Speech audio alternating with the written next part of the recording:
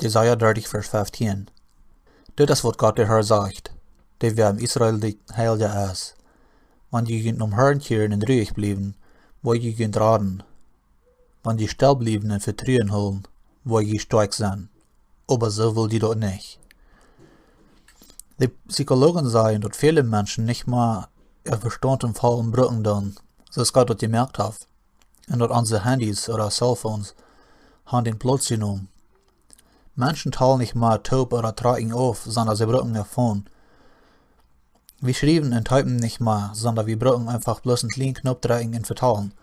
Wir dürfen nicht mal am Wort ein Ding zu holen, sondern wir verlassen uns bloß auf unsere Cellphones. In vielen haben sozusagen ihr Verstand verwechselt für ihre Phones.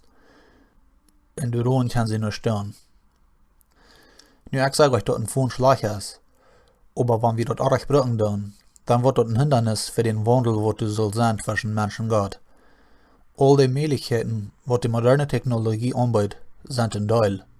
Aber doch brauchen wir reine Gedanken und Frieden sein von dieser Gebungenheit, um ein schönes Gebetsleben zu haben. In dem Glauben und Vertrauen weiterzugehen. Und gerade wenn wir diese Dinge nicht mehr noch tun, ist unsere Umgebung so, als der ist. Und dann, wo modern unsere Welt wird, brauchen wir alle diese intime Gemeinschaft mit Gott. Das 21. Jahrhundert fehlt der Krieg so nötig und das Alte Licht, was wir Christen sind, als das 1. Jahrhundert dort fehlen wird. Wenn nicht noch mehr, wenn die Population so viel größer geworden ist. So weil wir unsere Phones holen, in mehr Zeit merken, am still zu bleiben und zu warten, dass Jesus Herr ist, in die schöne Gemeinschaft zu genießen.